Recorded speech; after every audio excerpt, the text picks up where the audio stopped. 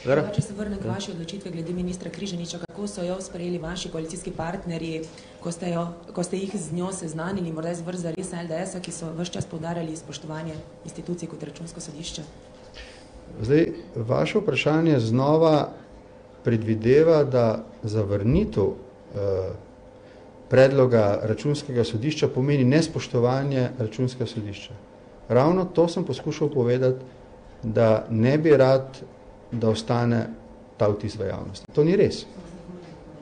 Računsko sodišče, glede na njihove ugotovitve, pozove predsednika. Potem se pa predsednik odzove s tem, da upošteva njihov predlog ali pa z pismom pojasni razloge, zakaj se odločil drugače. Jaz ne ravnam v nasprotju z pravnim redom. Ravnam v skladu z pravnim redom. S tem, da nas se prevzamem odgovornost, da sem se odločil drugače, kot mi je predlagalo, ne naložilo Računsko sodišče.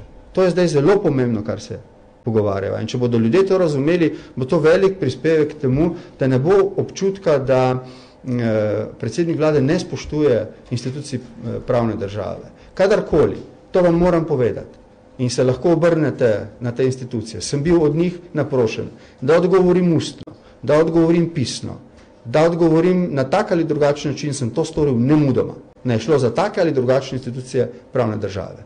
Vedno sem spoštoval njihovo neodvisnost in odgovoril po svojih najboljših močeh.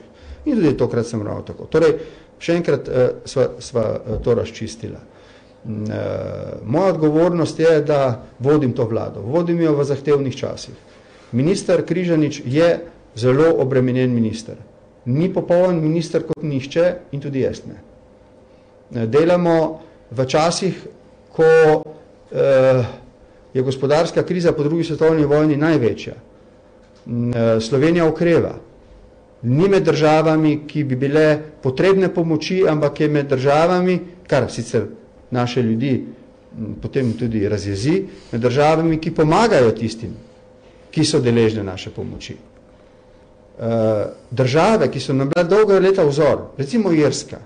Se spomnite, gospe in gospodje, kolikokrat je Slovenija Irsko referirala kot državo, ki nam sme biti in mora biti vzor.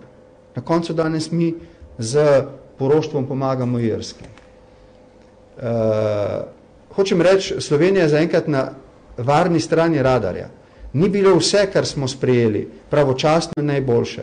Toda očitno je, da je Slovenija sprejemala ukrepe, ki so jo zaenkrat zavarovali in je na tisti strani. In zdaj vam bi rad povedal, kot odgovor na vaše vprašanje, še naslednjo informacijo.